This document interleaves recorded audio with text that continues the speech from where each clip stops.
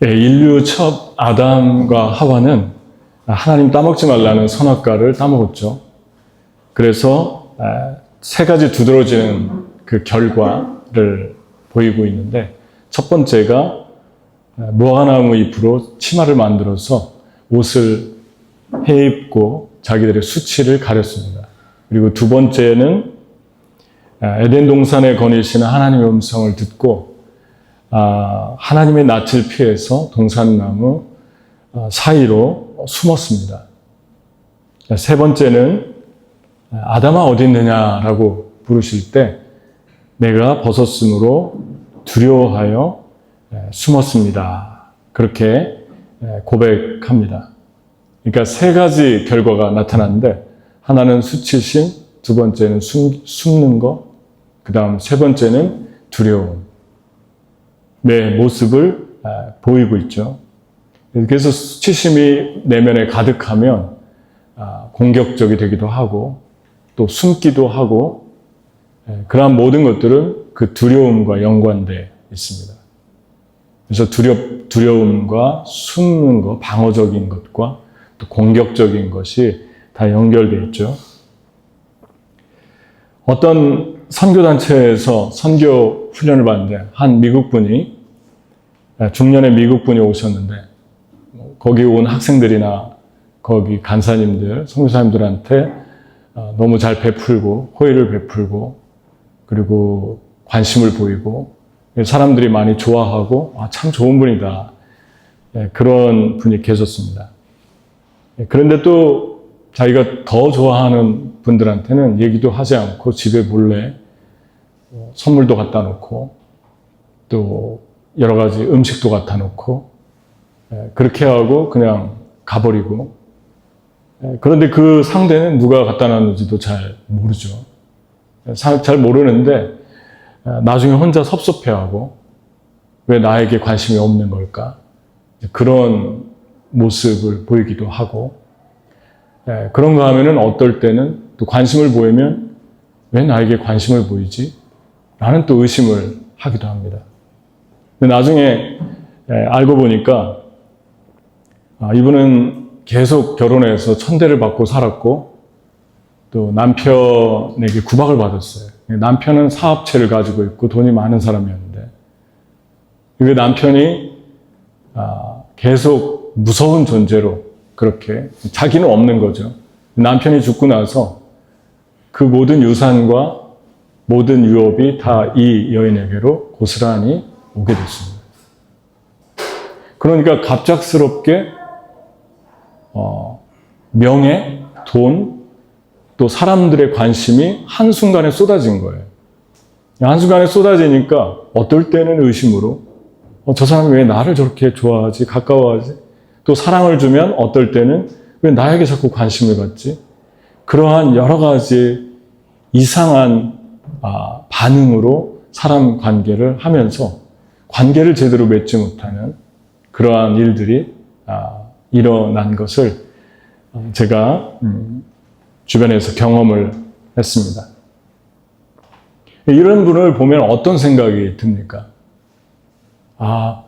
그렇게 하지 않아도 돼요. 하나님이 당신을 그 모습 그대로 사랑하십니다. 그렇게 당신이 있기 때문에 또 없기 때문에 의해서 당신이 평가될 만큼 당신은 그렇게 하찮은 존재가 아닙니다. 당신은 존귀하고 충분히 사랑스럽고 그리고 소중한 존재입니다. 그런 말을 해주고 싶죠. 참 안타깝고 그리고 불쌍히 여기는 마음이 가는 그런 여인이죠. 의외로 이런 분들이 우리 주변에 많이 있습니다. 표현을 안 해도 많이 있고 또 관계를 하다 보면은 이런 분들의 삶은 이 세 가지가 연결되어 있죠. 두려움, 숨음, 수치감. 창세기 3장 8절에 보면 오늘 읽었는데, 그들이 날이 서늘할 때 동산에 거니시는 여호와 하나님의 음성을 듣고 아담과 그 아내가 여호와 하나님의 낯을 피하여 동산나무에 숨은지라. 이 말씀이 어떻게 보면 되게 아담과 하와와 하나님과 좀 거리감 있고 무서워 보이잖아요. 죄를 짓고 두려워 떠는 것 같은 모습. 그런데 한 가지 잘 보면 참 은혜스러운 게 이들이 하나님 음성을 계속 듣고 있습니다. 선악과를 따먹고 죄를 지었는데도 하나님의 음성이 뚜렷하게 들립니다.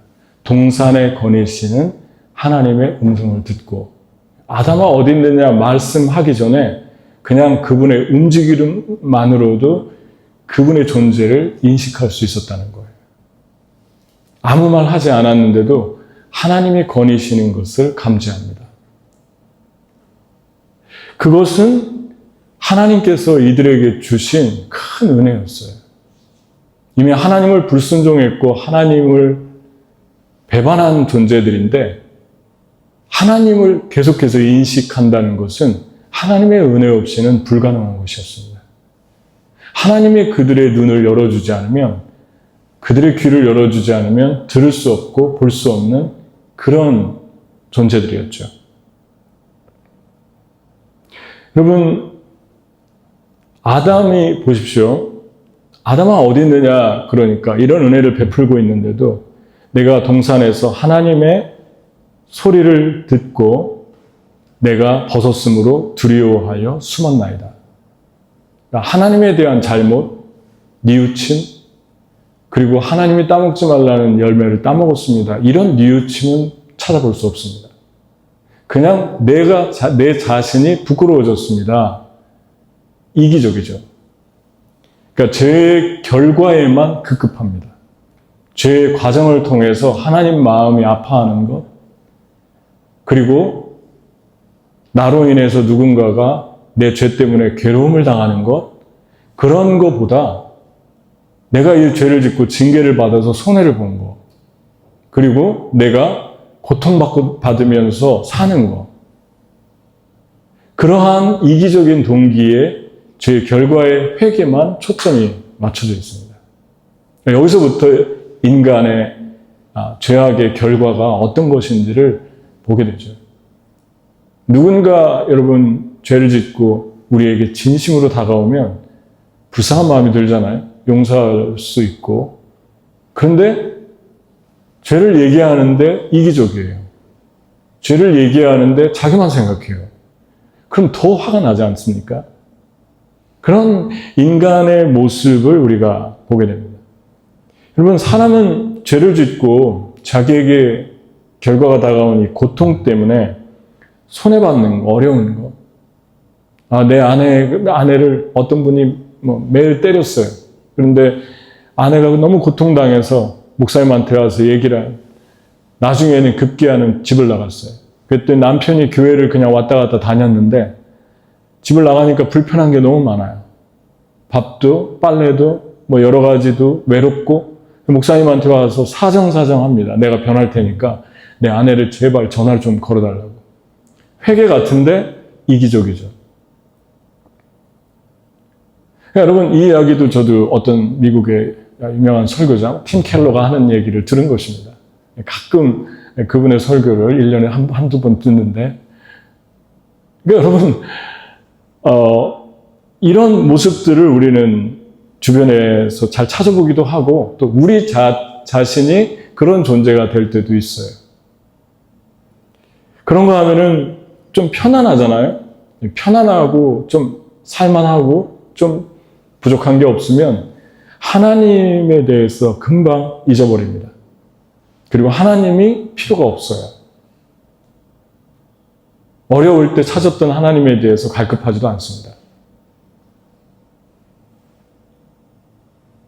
그런 거 하면은 아까 말한 그런 반응을 보이기도 합니다. 제 결과에 대해서만 급급합니다. 그럼 그 차이가 뭘까요?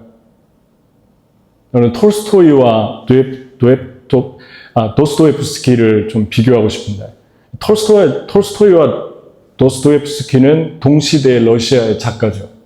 여러분 책도 많이 읽으셨을 거예요.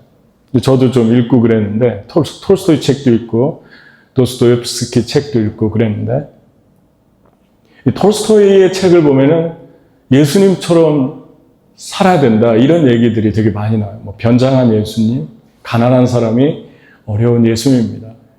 그래서 우리가 도와줘야 됩니다. 그래서 이 사람이 실제로 복음서를 읽고 한 부자의 이야기, 자기 소유를 다 팔아 많은 어려운 사람들에게 나눠주고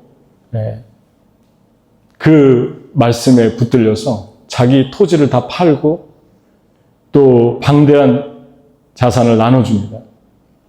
농부의 옷을 입고 직접 신발을 만들어 신고 들판에서 일하기도 합니다. 그런데 완벽에 도달하기 위해서 계속 규율을 세워놓고 자기를 채찍질합니다. 사냥, 흡연, 음주, 고기도 다 끊고. 근데 그 사람의 작품의 비평가들이 톨스토이에 대해서 자기 아내가 어떻게 생각했는가를 써놨는데 이렇게 써놨어요. 그에게는 순수한 온기라고는 하나도 없고 그리고 친절도 마음에서 우러나는 게 하나도 없었다. 그저 자기가 원칙으로 세워놓은 것을 향해서 그렇게 달려갈 뿐이었고 특별히 물지개를 지고 가는 물동이를 진 일꾼을 도와준 일이 있는데 정작 자기에게 32년 동안 살면서 한 번도 휴식을 준 적이 없고 아이들을 봐준 적도 없고 그리고 단 5분도 침대 곁에서 아이들을 지켜봐 준 적이 없다. 그런 얘기를 합니다. 그리고 실제로 톨스토이는 도박에 빠져서 나중에 전답을 다 팔기도 하고 그러다 방황하다가 결국은 어떤 기차 간이역에서 인생을 불황하로 마칩니다. 그게 톨스토이예요. 근데 같은 시대에 살았던 도스토옙스키는 톨스토이가 좀 밝은 작품을 썼다면 이 사람의 작품은 좀 되게 어두워요. 특히 죄와 벌 같은 책을 읽어보면 아주 되게 처음부터 어둡습니다. 러시아의 가난한 지역에 가난한 한 집에 살고 있는 청년 이런 것들이 연상되잖아요. 그래서 한 청년이 유학 와가지고 어머니가 보내주는 돈을 가지고 생활하는데 너무 죄책감이 있는 거예요. 어머니에게 자꾸만 자기가 신세지고 그러다가 한 수전노인 여인, 그 여인이 아마 전당포를 했나요? 그랬을 거예요. 근데 그 여인을 너무나도 야박하게 자기 여동생에게도 무시하고 그러는 것을 보고 살해합니다. 그리고 그것을 감추고 사는데 그 주인공을 보면 그렇죠. 감추고 사는데 나중에 한 율락가 여성을 만났고 사랑에 빠집니다. 그 율락가 소냐라는 여인이 그 사람의 모습이 좀 이상하니까 계속 대화를 나누다가 물어봅니다. 뭔가 두려움과 초조함과 뭔가 숨기고 있는 듯한. 결국에는 고백합니다. 사실은 내가 사람을 죽였는데 그 여인은 죽어 마땅하고 나는 나폴레옹 같은 정의로운 사람이다. 그리고 그 여인은 아주 이와 같은 벌레 같은 존재였다. 소냐가 듣다가 어떻게 그래도 사람을 이라고 표현할 수 있습니까? 하나님께 나아가 자비를 구하고 자수하세요. 그랬더니 그 율락 여성에도 불구하고 그런 인감이 있는 권면을 했을 때 마지막에는 고백을 합니다. 사실은 나는 내가 이로 생각됐고 이 같은 벌레 같은 나 자신을 죽인 것이다. 그렇게 고백합니다. 이 도스토옙스키가 니콜라스 1세를 암살하려다가 나중에 발각돼서 사형을 기다리고 사형되기 직전에 황제의 총애로 그냥 풀려나잖아요. 호의로. 그러나서 시베리아로 유배되는데 시베리아로 유배되는 동안 어떤 여인이 성경을 주고 갔어요. 크리스찬이. 이렇게 성경을 읽고 또 읽고 신약 성경을 읽고 그 다음에 만든 책이 죄와 벌입니다. 지금 말한 스토리가 전개되죠. 근데 이 스토리의 주제는 인간의 악. 그 사람은 그 감옥에서 실제로 농부, 살인자, 죄수들을 접하면서 인간의 악의 밑바닥을 봅니다. 그런데 그보다 더 큰 걸 봤어요. 하나님의 용서와 은혜. 그래서 마지막 고백이, 이 청년의 이런 고백이 짧은 문장이지만 들어오잖아요. 나는 내가 이 같은 존재이기 때문에 나를 죽인 것입니다. 프로젝션한 거죠. 그러니까 자기의 생각하고 있는 것으로 다른 사람을 그대로 보는 인간의 심리를 아주 샤프하게 묘사하고 있습니다. 이 두 사람의 차이가 뭘까요? 톨스토이는 자기의 힘으로 율법적인 선을 그어놓고 두 얼굴을 가지고 살았어요. 그리고 집안에서는 항상 따뜻하지도 않았어요. 그런데 도스토옙스키는 똑같이 도박에 빠졌기도 하고 그랬지만 마지막 죽을 때 폐동맥으로 죽어가면서 자기 아내에게 성경을 읽어달라고 그럽니다. 그리고 성경을 안고 죽습니다. 성경을 가슴에 안고 마지막 숨을 거둡니다. 여러분, 왜 많은 그리스도인들이 바뀌지 않는 걸까요? 왜 예수님을 영접했는데 언어나 생각이나 삶에서 조금 나아질 듯하다 다시 원점으로 돌아가고 더 안 좋아지는 사람도 있고, 그래서 어떤 사람들은 많이 주변 사람들을 괴롭힙니다. 그런데 알고 보면 크리스찬이에요. 그래서 사람들이 아주 크리스찬이라면 너무너무 싫어하는 거예요. 그런데 어떤 사람들은 어린아이처럼 순전하게 좋은 밭이 되어서 잘 변해갑니다. 받아들이는 것도 순수하게 받아들이고 흡수하고, 그리고 아름다운 사람으로, 예수님을 닮아가는 사람으로 변해갑니다. 이 두 사람의 차이가 뭘까요? 구원이 무엇입니까? 구원은 곧 영생이신 유일하신 참 하나님과 그의 보내신 자 예수 그리스도를 아는 것입니다. 그랬는데 요한복음 1장 12절에 영접하는 곧 그 이름을 믿는 자에게 대해 하나님의 자녀가 되는 권세를 주셨다. 예수님 믿으면 천국 가요. 그런데 바울은 또 이해할 수 없는 말을 했죠. 그러므로 나의 사랑하는 자들아, 너희가 나 있을 때뿐만 아니라 더욱 지금 나 없을 때에도 항상 복종하여 두렵고 떨림으로 너희 구원을 이루라. 구원 받았는데 왜 구원을 이루라고 할까요? 그러면 구원은 행위로 가는 것입니까? 바울이 두렵고 떨림으로 이루라고 하는 것은 변해가라는 것입니다. 너희 안에 있는 그 수치심을 너희가 다루고, 그 수치심과 두려움과 숨김과 공격적인 것들이 연결되어 있는 것을 계속해서 주님께 가지고 나와서 상황 속에서 내 안에서 너를 괴롭히는 그러한 고통 속에서 너 자신을 두렵고 떨림으로 계속 구원해 가야 된다. 그렇게 말씀합니다. 천국 갈 때까지.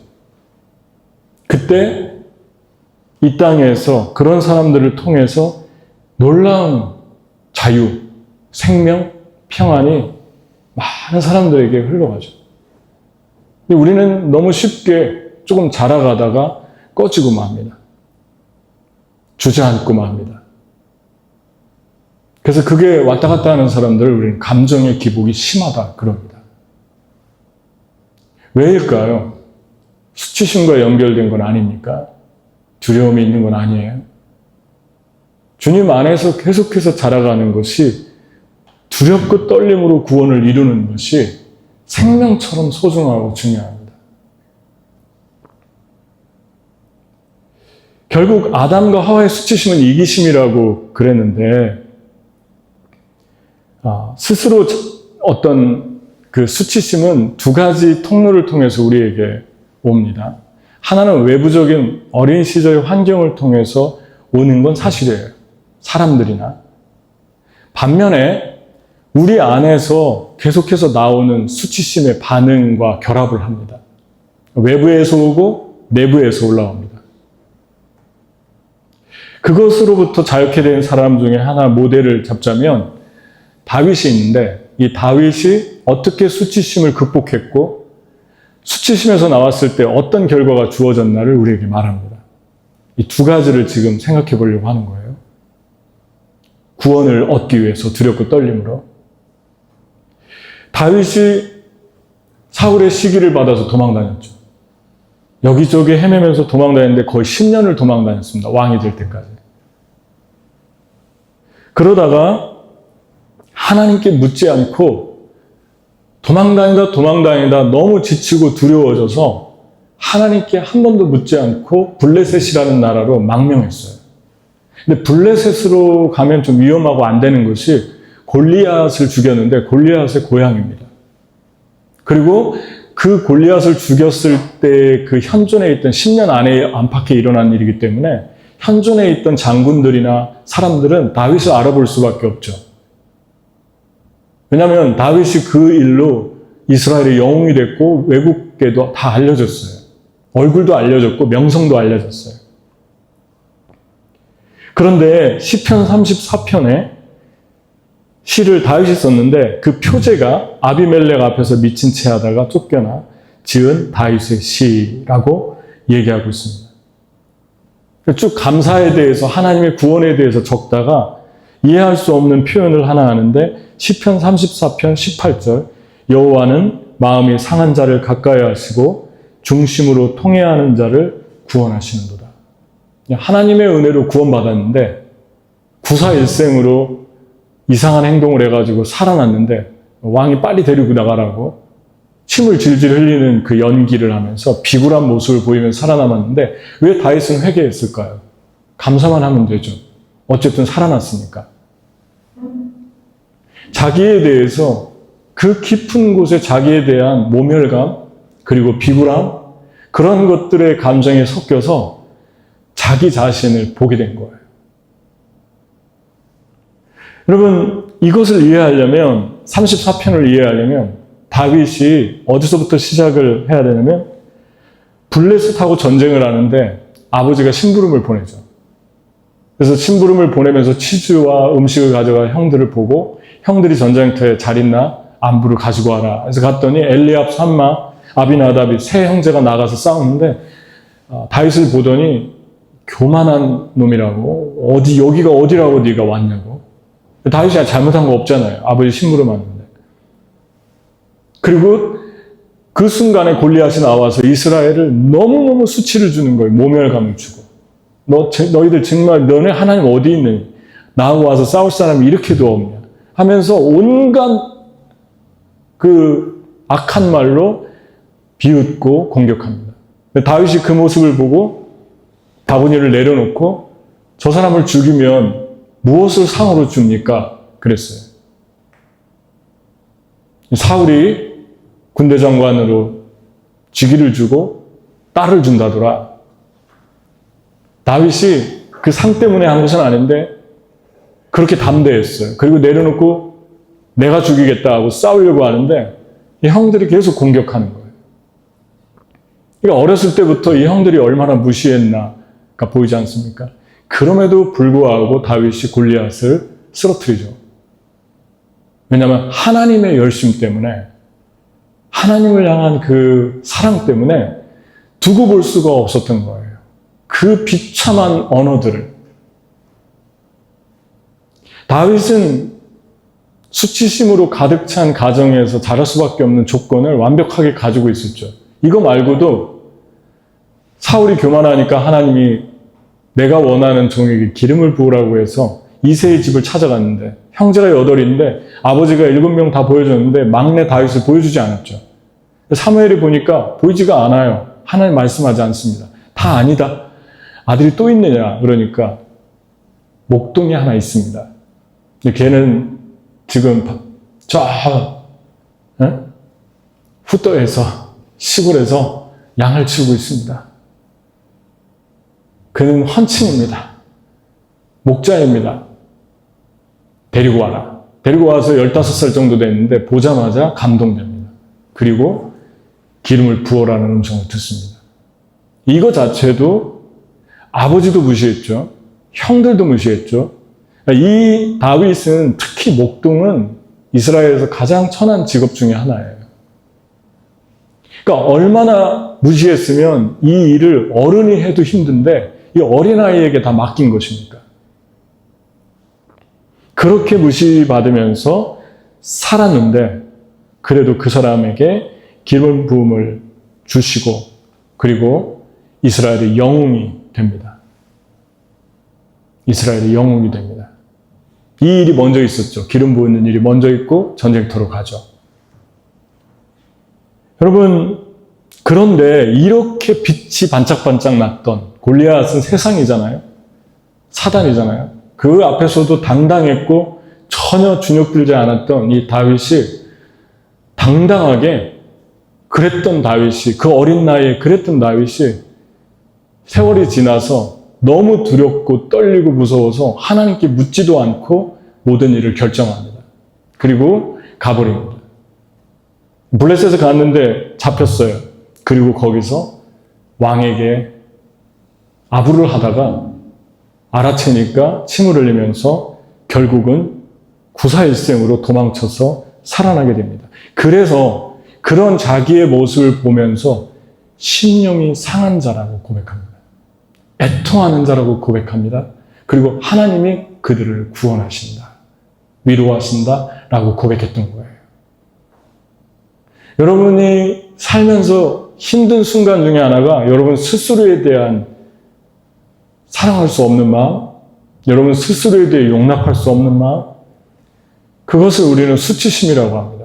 그런 것들을 종종 느낄 거예요. 그때에도 우리의 영혼이 빛이 날 수 있고 담대할 수 있는 이 다윗의 고백처럼 하나님은 상한 자, 애통하는 자를 고치시고 만지시는 분이라고 고백할 수 있는 것은 하나님께 연결되어 있다는 것이죠. 다윗이 블레셋에서 들어갈 때는 안 물어봤는데 나올 때는 물어봅니다. 사울이 죽었어요. 자기를 평생 쫓아다니던 문제가 해결됐는데도 들어갈 때보다 더 안 물어봐도 되는 상황 아닙니까? 그런데 다윗이 하나님께 묻습니다. 어디로 갈까요? 헤브론으로 가라.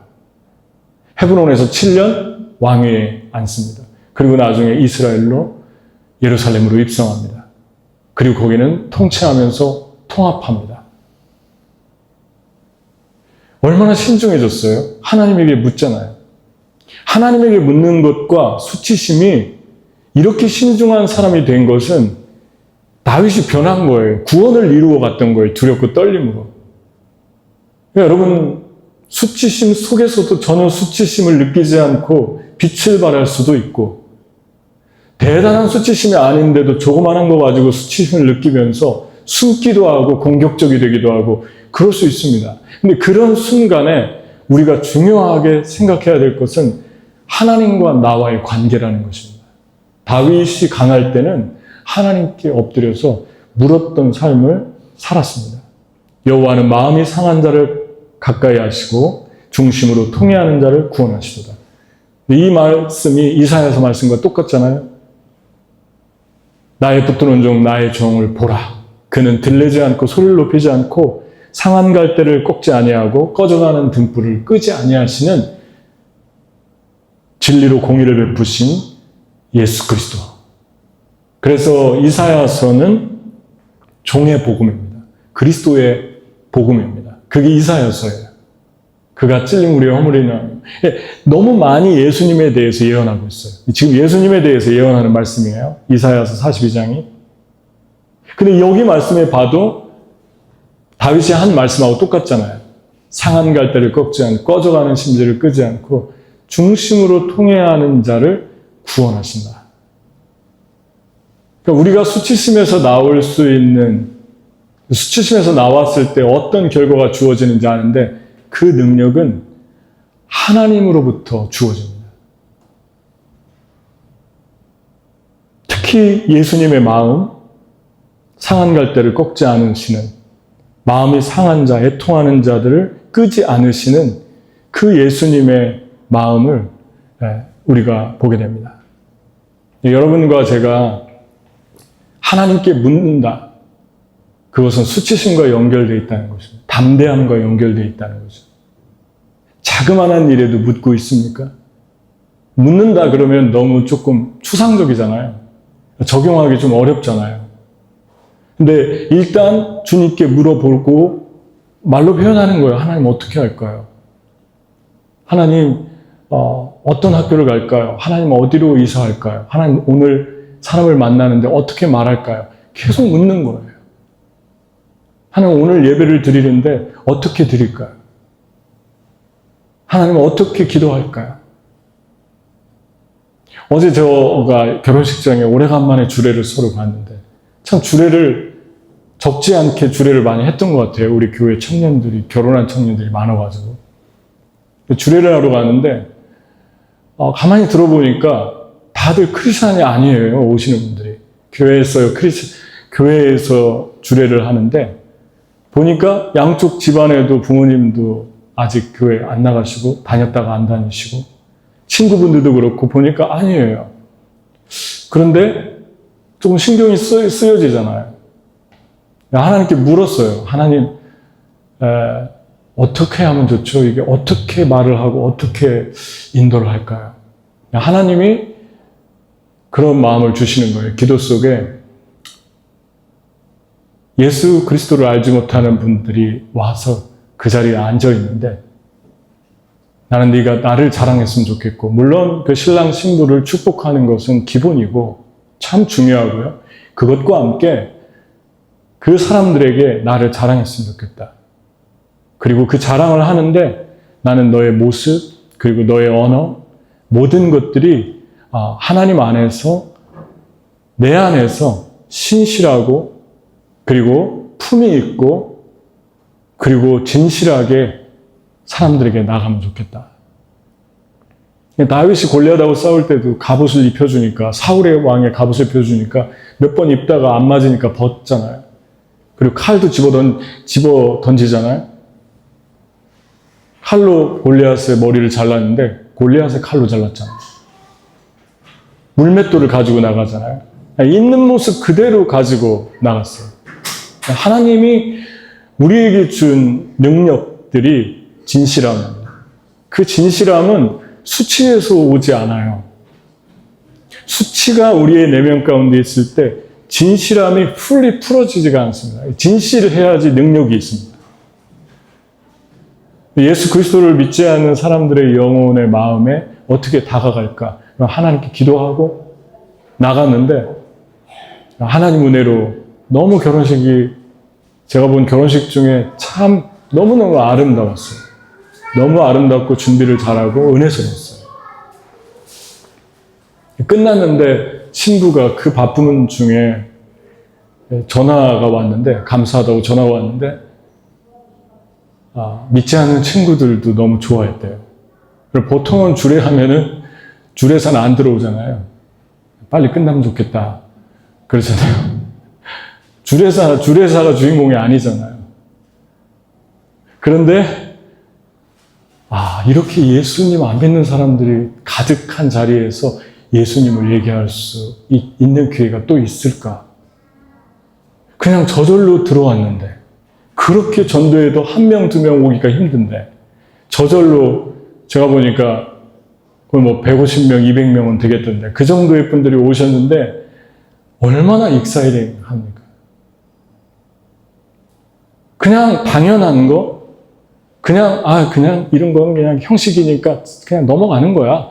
그런 것들을 가지고 하나님께 나가고 하나님 앞에 물어보는 것들은 너무너무 중요합니다. 어떻게 적용할 것인가? 하나님께 묻는 것을. 왜 적용해야 되는가? 그리고 그 결과는 무엇입니까? 여러분, 가끔씩 철학자들이나 사상가들이 대학 교수들이나 책이나 미디어에서 강연을 합니다. 죽은 사람들 왜 저렇게 얘기를 할까? 그리고 무슨 말인지도 모르겠는데 어려운 복잡한 얘기를 한 저 사람들 얘기는 또 왜 갖다 인용을 할까? 그러잖아요. 근데 너무너무 중요합니다. 왜냐하면 이 세상에 살고 있는 사람들이 철학자와 사상가와 영향을 준 많은 작가와 예술가들을 통해서 영향을 받았어요. 그래서 이 세상에 그 영향이 지금도 흘러갔어요. 우리가 인정하든 인정하지 않든 니체가 우리 옆에 있고 루소가 앞에 있고, 그런가 하면은 플라톤이 또 우리 뒤에 있고 다 있어요. 그대로 존재합니다. 니체가 신은 죽었다 그랬잖아요. 왜 죽었다고 했는 줄 아십니까? 인간이 신을 만들어 놓고 인간이 신을 죽였다고 그래요. 필요에 의해서 만들어 놓고 신은 없다. 너희는 기독교는 열등한 종교다. 왜냐하면 너희는 가난한 자들을 도우라고 하면서 그 열등함을 가지고 사람들 앞에 접근하기 때문에 그 표현을 전문적인 용어로 르상티망이라고 했어요. 모든 힘은 초권력에서 온다고 그렇게 가르쳤잖아요, 니체가. 그래서 권력을 잡은 자들을 따라잡기 위해서 열등감을 가지고 어려운 사람들을 도와야 된다. 가난한 사람들을 도와야 된다. 너희는 약자고 너희는 결국 플라톤에게 영향받은 이성주의자들이고 그리고 이원론자들이다. 이원론 알잖아요. 이원론 우리 싫어하잖아요. 교회에서 삶 따로, 세상에서 삶 따로. 성과 속을 나누고. 그렇게 얘기합니다.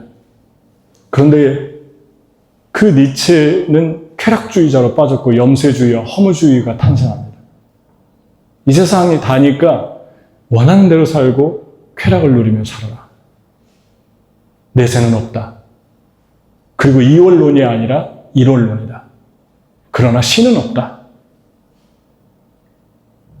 여러분, 좋은 이야기도 있겠죠. 그렇지만 오늘날 크리스찬들이 이원론에 대해서 경계하면서 너무나 많은 말들을 하잖아요.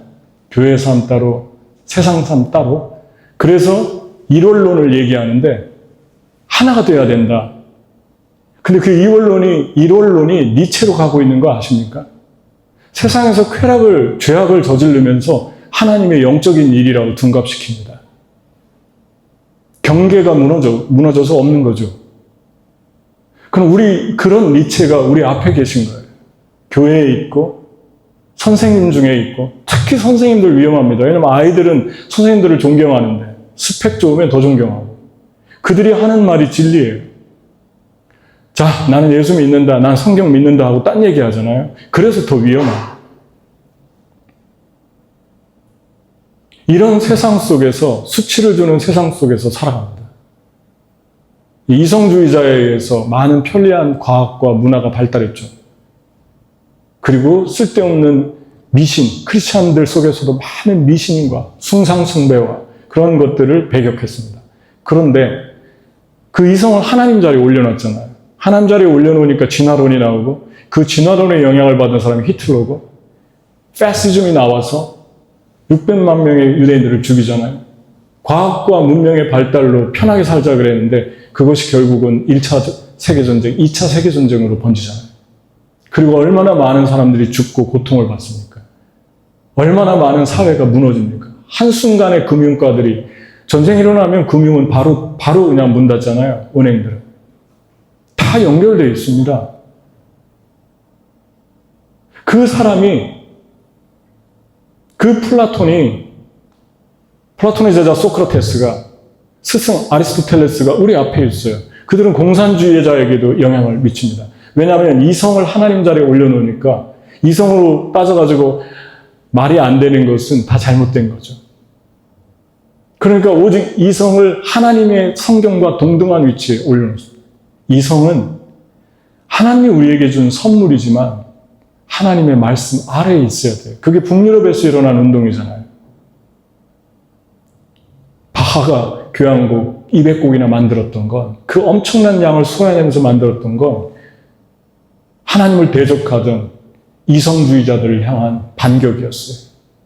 그리고 하나님을 영화롭게 하는 찬양들을 만들고 과학자가 나오고 그게 북유럽의 모습들이었습니다. 하나님 앞에 이성을 가져왔어요. 이성, 야 지긋지긋하다. 이성 얘기하지 마라. 그리고 만들어낸 게 18세기의 루소의 감정이잖아요. 낭만주의. 그래서 그 낭만주의가 무엇을 합니까? 모든 건 경험해봐야 된다. 하고 싶은 대로 다 해라. 상대적 진리만 있지 절대 진리 없다. 그게 포스트 모더니즘으로 가잖아요. 그 두 가지 이성과 하나님 없는 이성과 하나님 없는 감성을 결합시킵니다. 그리고 그것을 존 듀이라는 사람이 미국과 또 유럽의 교육의 근간으로 삼습니다. 창조론을 가리키는 것들을 스탑시킵니다. 우리 옆에 있잖아요, 루스. 루스에게 제일 많이 영향받은 사람, 예술가 중에 하나가 누구죠? 고갱이잖아요. 바하마 섬에 가서 그림 그리다가 허무주의와 염세주의로 빠져. 놀라운 거는 다 사상이 다른데 마지막에 가면 똑같아요. 염세주의로 빠지고 허무주의로 빠지고 하나님을 대적하고 그리고 세상을 파괴되고 그러한 니체, 그러한 플라톤, 그러한 루소, 그러한 하나님 없는 모든 문화 속에서 오는 그 수치감, 그리스도인들에게 다가오는 그 수치감을 받으면서 살아가고 있는데 그때 우리는 어떻게 적용할 것인가? 어떻게 그들 앞에 설 것인가를 깊게 생각해 봐야 됩니다.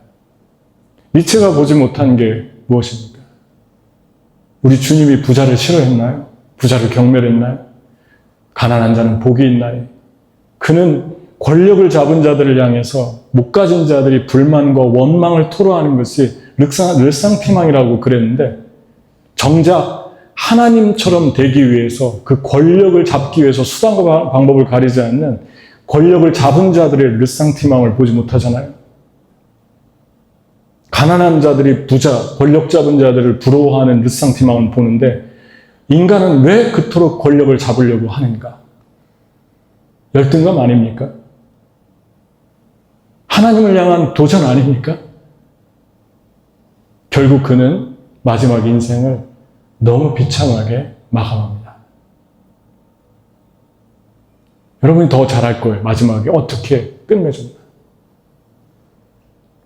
우리는 그럼 어떻게 살아야 합니까? 하나님께 물어야 돼요. 하나님께 물으면서 이들이 가지고 있는 물론 좋은 점들이 있습니다. 그 속에서 계속해서 보충을 해나가야 됩니다. 감정은 너무나도 좋고 표현하는 거 너무나도 좋지만 하나님 없는 감정은 고삐 풀린 망아지같이 되는 거죠. 브레이크 없는 차처럼 달려가는 거예요. 그래서 결국은 쾌락과 정욕에 빠져서 허우적거리다가 인생을 허무주의와 염세주의로 마감시킵니다. 우리의 감정을 하나님 앞으로 가져가고 있는가? 우리의 이성을 하나님 앞으로 가져가고 있는가? 음악 하나를 들으면서도 아무것도 분별할 수 없는 세대. 이 음악을 어떤 배경에서 어떻게 만들었는지를 모르면서 그냥 들어가는 세대. 하나님 없는 사람들이 우상의 신의 영감을 받아서 만드는 그런 음악들, 그런 시들. 여러분, 이 세상을 건설해 가는데 정말 중요한 근간이 되어야 하는 것은 인문학, 학문으로 볼 때는 인문학이 먼저입니다. 시 쓰는 사람들, 글 쓰는 사람들, 예술하는 사람들이 모든 사상에 영향을 미치는 거예요. 그 작품 속에서, 드라마 속에서. 그런데 우리가 보고 있는 이 세상의 현상의 모습들은 다 쓰레기들이 많잖아요.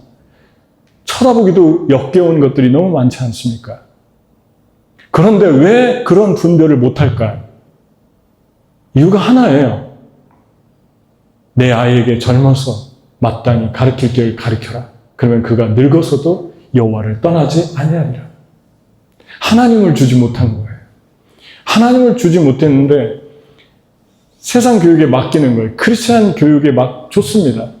크리스찬 교육을 시킨다고 합시다. 크리스찬 교육이 다 해줍니까?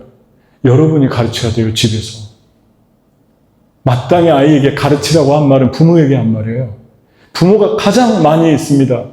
하나님의 말씀을 주고 하나님의 말씀을 묵상하고 하나님과 함께 푸시라도 하면서 마주 앉으면서 그때그때마다 가르쳐줄 때 늙어서도 떠나지 않을 수 있는 분별력, 창의력, 그리고 영향력이 그들의 작품 속에, 그들의 노동 속에 흘러 들어가는데 우리는 과연 어떤 삶을 지금 살고 있는가? 하나님께 묻고 있습니까? 우리 자녀들은 하나님께 묻고 있습니까? 내 자녀가 어디에 있든지 언젠가는 떠날 텐데, 언젠가는 멀리 가서 공부하고 일하며 떠날 텐데 같이 살 수도 있고요. 그런데 너무 보고 싶고 그립잖아요. 근데 그들을 어떻게 마음 편히 믿을 수 있을까요? 하나님의 손에 이미 맡겨드렸어요. 어릴 적부터 하나님의 말씀을 쥐어줬어요.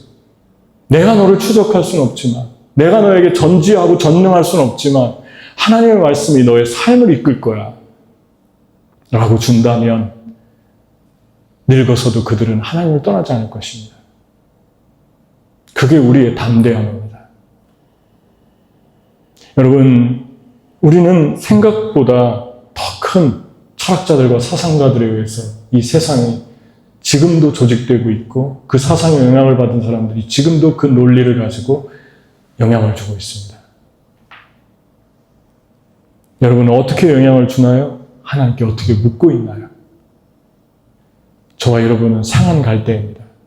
근데 언제 변화하냐면 상한 갈대를 꺾지 않으시는 주님. 아담과 하와가 범죄했는데 하나님 알아볼 수 있도록 귀를 열어주시고 눈을 열어주신 그 은혜를 만날 때, 율법적이지 않을 때 수치심이 떠나가고 그 사랑 안에서 또 다른 생명을 창조할 수 있습니다. 같이 기도하겠습니다. 이 시간에 하나님께 우리 기도하며 나갈 때 저와 여러분은 우리 예수님의 겸손을 봅니다.